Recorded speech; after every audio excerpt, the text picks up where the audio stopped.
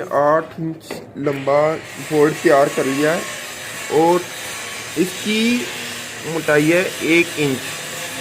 1 inch में 8 thread डलते हैं। 1 inch में 8 थ्रेड डलते हैं। अब हम इसका गियर सेट करते हैं।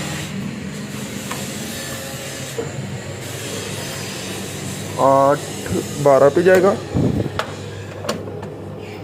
और 8 12 पे सेट हो गया और बी डी बी पे सेट और डी पे भी सेट। ये हमारे गियर सेट हो गए। अब थ्रेड डालते हैं।